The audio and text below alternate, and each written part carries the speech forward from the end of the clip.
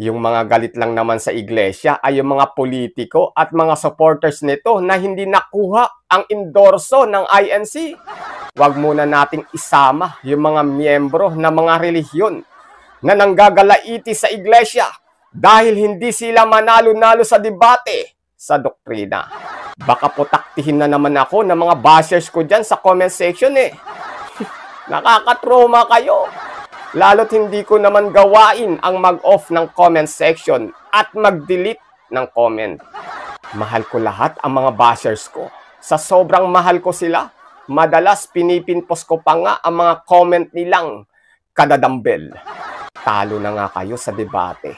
Tapos matatalo ulit yung kandidato nyo sa halalan. Ano ba yan? Para kayong na-double dead ah.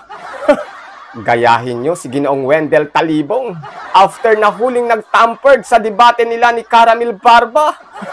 May lakas pa ng loob na gumawa ng YouTube channel para umatake sa mga aral ng iglesia. Ganun dapat. Confraternity version pa more. Walang personalan ha. Kasalanan mo yan. Nagpahuli ka eh. Pag hindi kayo umuubra sa 1% lang na INC, ay sisiraan nyo. Mang-aasar kayo online. Pag nabalikan kayo naman ng pang-aasar, magagalit kayo. Mapipikon kayo. In the first place, kayo ang unang bumira. Pag hindi kaya ang INC sa kaisahan nito sa pagboto, siraan mo. Ganun ba yun? I-fake news mo. Lagi mo banggitin, dinuguan ang ulam mo online kahit walang nagtatanong. Mga papansin.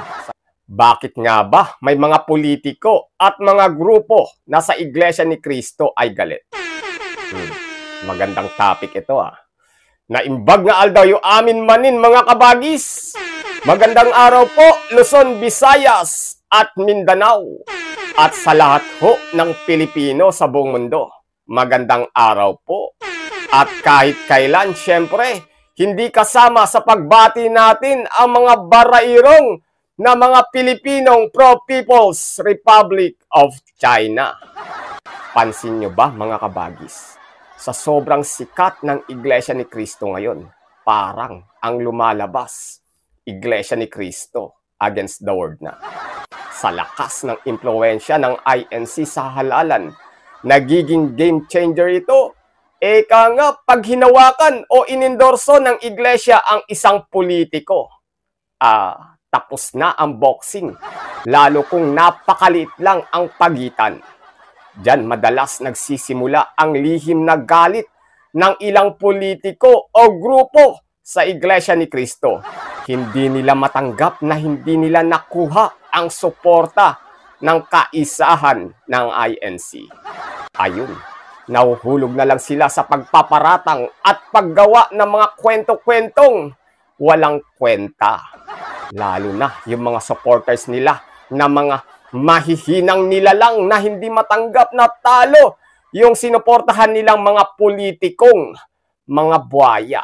Dahil hindi nila maintindihan ang prinsipyo sa pagboto ng solido ng INC, sasabihin na lang nilang uto-uto ang mga miyembro ng Iglesia ni Cristo.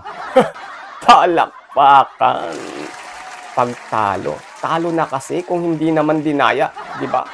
Para din nyo pag-initan ang INC, magkaisa din kayo kung gusto nyo. Pag-iinitan nyo pa kasi ang INC na minorya lang, na 1% lang. Di ba, Epipanyo? Tama ba yung tinuran ko? Alam ko na agree ka rin kasi ikaw mismo ang nagsabi na 1% lang ang mga Iglesia ni Cristo. Wala na kayo sa tamang isip. Pag-iinitan nyo yung 1% lang. Di ba? Magkaisa din kasi kayo para di nyo nasisisi ang 1% lang. Nagmumukha kayong mga kawawa. 99% kayo tapos sisisihin nyo yung 1% lang. Anak ng tinapa naman talaga.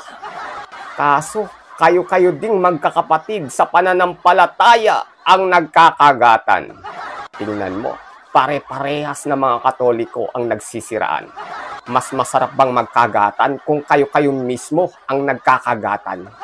Nagtatanong lang ako Huwag na naman kayong pikon at tawagin nyo na naman akong mukhang butike. Sige lang, hindi yan umuobra sa akin mga tokmol. Mga kabagis, ang bibigyan po natin ngayon ng komentaryo, kritisismo, punto at reaksyon ay ang video ni Ingo News Commentaries. Pakisuportahan din po itong si Ingo, mga kapatid. Bago po yan, hinihikayat ko po kayong i-like muna ang video ito. Siyempre ho, wag na wag nyo rin pong kakalimutang pindutin ang subscribe or follow button. On nyo na rin po ang notification bell at piliin ang all. Pakishare na rin ho ang video ito para mas marami pang viewers ang maabot ng video ito.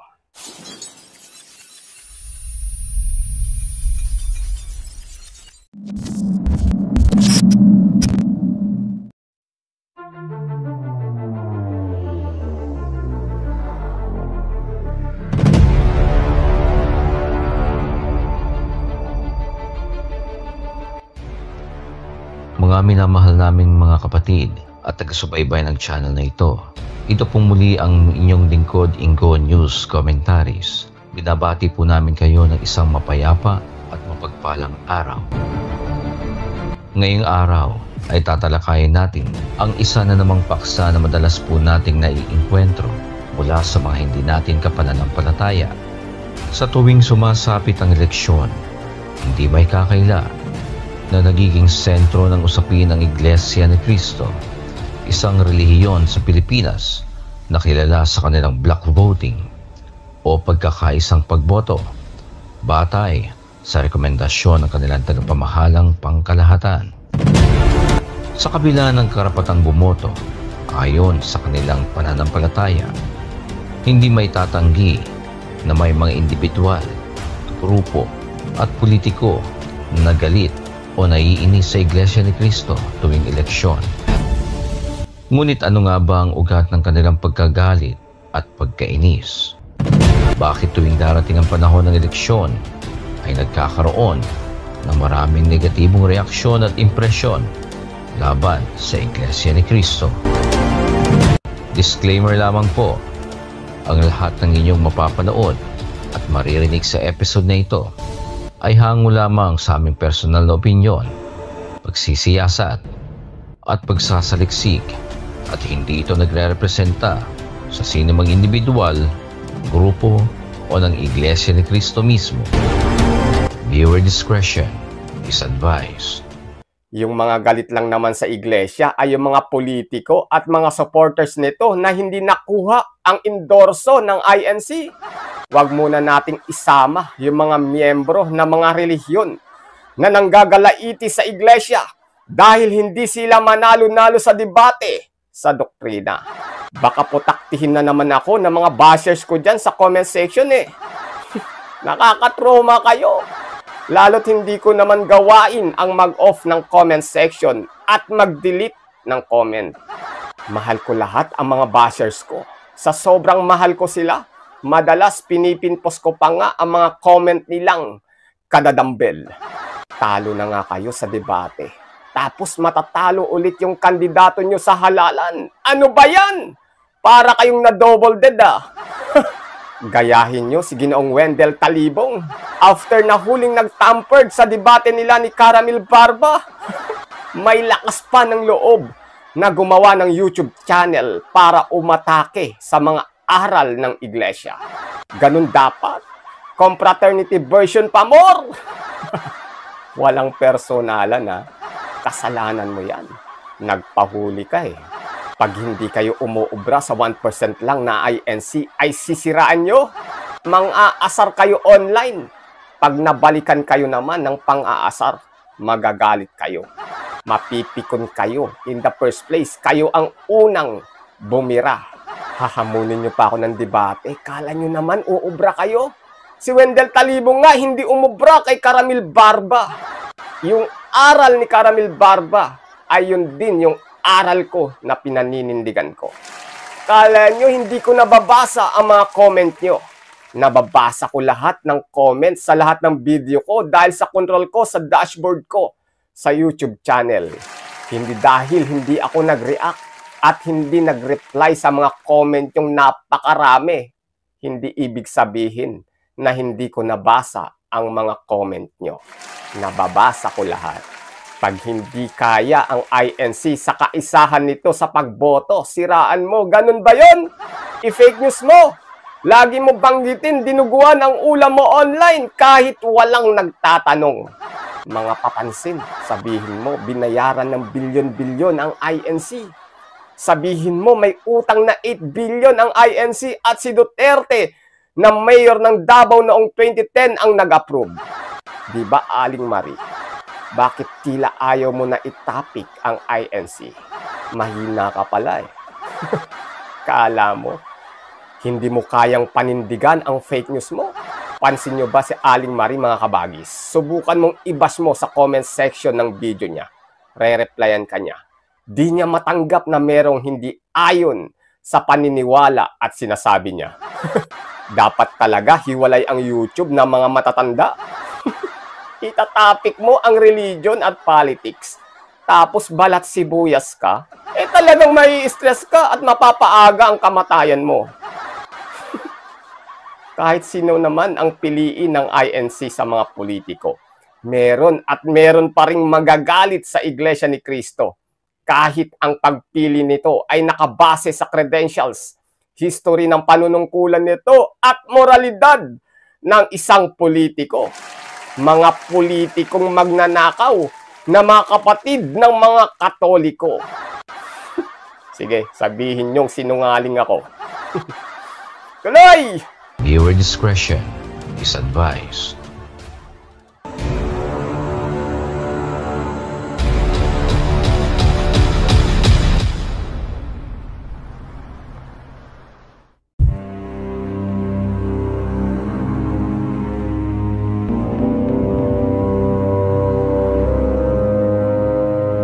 Mga kapatid, base sa ating personal na pagsisiyasat at pagkaunawa, narito ang mga posibleng dahilan kung bakit marami sa ating mga kababayan o hindi ka pananampalataya ang naiinis o kung minsan ay humahantong sa pagkagalit tuwing sasapit ang eleksyon.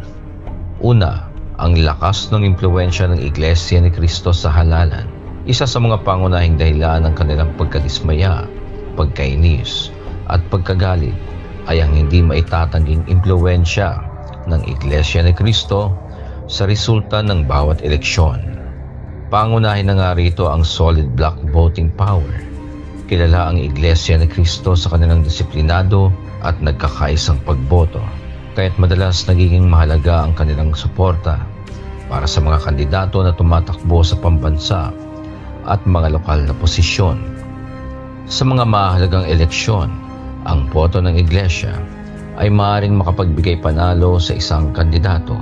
Tinatayang may mahigit 3 milyong rehistradong botante nakaanib ng Iglesia ni Cristo, kaya dito pa lang ay sureball na agad ang boto nila. Nariyan din ang pagiging game changer ng INC sa araw ng eleksyon.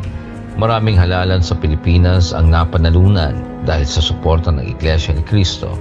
Halimbawa, sa mga nakaraang eleksyon, ang mga kandidatong kanilang sinusuportahan ay kadalasang nagtatagumpay sa mga pangunahing posisyon, lalo na sa pagkapangulo at pagkasenador. Ito ang hindi matanggap ng mga kandidatong hindi naapili na minsan ay nakikitang dahilan ng kanilang pagkatalo. Ikalawa, hindi matanggap ang pagtanggi ng Iglesia ni Cristo sa kanilang mga kandidato. Kapag hindi inendorso ng Iglesia ni Cristo ang isang politiko, nagkakaroon ng sama ng loob at humahantong sa paninira laban sa Iglesia. Marami sa mga politikong ito ay umaasa sa suporta ng INC upang mapalakas ang kanilang kampanya, at kapag hindi sila napili, madalas nilang isinisisi sa Iglesia ang kanilang pagkatalo. Marami sa mga natalong kandidato, ang kanilang taga-suporta ay bumabatikos sa Iglesia. Sa halip na tanggapin ang resulta ng eleksyon, madalas nilang ginagamit ang issue ng separation of church and state upang siraan ang kredibilidad ng Iglesia ni Cristo, kahit na wala namang batas na nagbabawal sa isang relihiyon na magbigay ng gabay sa kanilang mga miyembro kung sino ang dapat nilang iboto. Ikatlo, hindi nauunawaan ang prinsipyo ng Iglesia ni Cristo. Ang tinutukoy sa Article 2, Section 6 ng Saligang Batas ay ang hindi pakikialam ng gobyerno sa pamamalakad ng relihiyon. Hindi nito ipinagbabawal sa mga relihiyon ang pag-iendorso ng mga kandidato. Kaya naman malayang ginagawa ng Iglesia ni Cristo ang mag-endorso ng mga kandidato para sa mga kaanib ng Iglesia. Ang pagsunod sa rekomendasyon ng pamamahala sa pagboto ay isang mahalagang bahagi ng kanilang pananampalataya. Naniniwala sila na ang tagapamahalang pangkalahatan ay ginagabayan ng Diyos sa paggawa ng tamang desisyon, kabilang na ang pagpili ng mga lider na makakatulong sa kaayusan, kapayapaan at kaunlaran ng bansa. Ika-4, ang pagnanais ng ibang grupo na kontrolin ang boto ng bayan. May mga politiko at grupong nais mahawakan ang boto ng masa upang makuha ang posisyon sa pamahalaan. Dahil hindi kontrolado ng sinumang politiko ang Iglesia ni Cristo, nagagalit sila sa kakayahan ng Iglesia na bumoto ng ayon sa sariling paninindigan. Ang Iglesia ni Cristo ay isang relihiyong hindi nagpapadala sa kasikatan o yaman ng kandidato. Kapag hindi napili ang isang politiko, hindi niya kayang impluwensyahan ang desisyon ng Iglesia na nagiging sanhi ng pagkadismaya ng mga nagnanais ng absolute control sa eleksyon. Ika-5, ang epekto ng pagboto ng Iglesia ni Cristo sa mga kritiko at kalaban sa politika. Kandidato na maglingkod ng may integridad, kalidad at may puso para sa taong bayan. Ika-6, paninira at pagpapakalat ng maling impormasyon. Ang misinformation at fake news sa panahon ng eleksyon ay ginagawang malawakang kampanya laban sa Iglesia ni Cristo. Nilalason ng iba ang pag-iisip ng publiko sa pagsasabing ibinebenta ang kanilang boto o di kaya ay nagpapabayad ang pamunuan ng Iglesia mula sa mga politiko. Isang paratang na walang ebidensya at paulit-ulit nang itinatanggi at pinabubulaanan ng Iglesia. Sige, chismis pa more. Subalit sa kabila ng mga paninira, nananatili ang Iglesia sa kanilang prinsipyo at pananampalataya. Sa kabila ng mga napakaraming pang-aatake, paninira sa Iglesia ni Cristo ng mga kritiko nito dahil sa kanilang mga galit, selos at inggit o kung saan mang galing na kanilang masamang hinanakit. Parang may mabuting hinanakit ha. Pansin nyo ba? Hindi umuubra. Hindi sila umuubra sa Iglesia ni Cristo. Bakit ko nasabing hindi sila umuubra? Dahil ho, sa kabila ng pang-atake nila, nananatili pa rin itong mabilis na nagtatagumpay sa lahat ng larangan neto. Nangangalito na sila kung ano na ang nangyayari.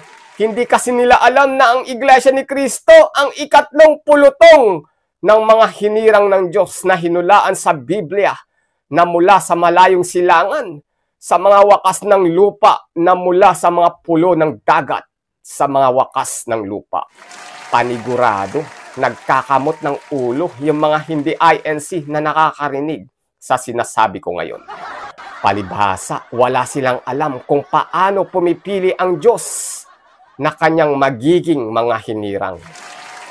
Mag-aw-aw na lang kayo dyan. Tagumpay! Palakpakan! Chismis pa more. Subalit sa kabila ng mga paninira, nananatili ang Iglesia sa kanilang prinsipyo at pananampalataya.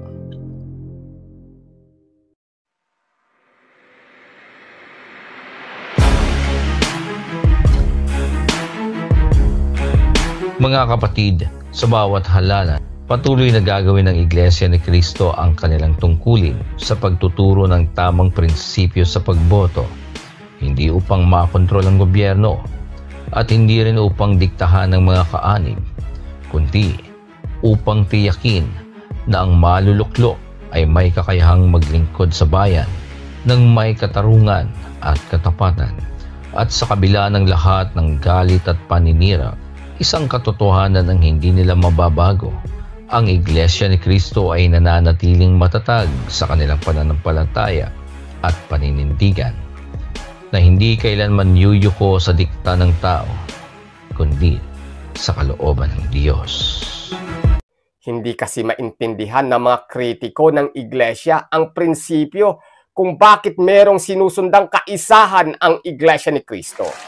Utos na magkaisa na ang banal na kasulatan mismo ang nag-uutos. Kaya nila nasasabi na mga uto-uto ang mga iglesia. Utos yan ng Biblia na kayo mismo ang nagsalin. Palakpakan. Pansin nyo ba? Nagpapakilala kayong mga Kristiyano, pero yung mga utos ng banal na kasulatan ay hindi nyo sinusunod. Di ba wala na sa punto ang mga to? Tapos pagtatawanan nyo, magagalit kayo sa mga iglesia ni Kristo na sumusunod lang sa mga nakasulat sa banal na kasulatan. Yang mga sarili nyong relihiyon nyo na kinaaniban nyo, ang tanungin nyo na sa kabila ng mga utos sa banal na kasulatan ay hindi nila itinuturo at madalas salungat pa ang mga aral nyo sa Biblia. Kristiyano ko no, pero labag sa Biblia ang mga aral. Ano ba yan? Kayo ang mga uto-uto! Mas maiintindihan pa natin ang mga Muslim kung marami ang labag sa kanilang mga aral sa Biblia.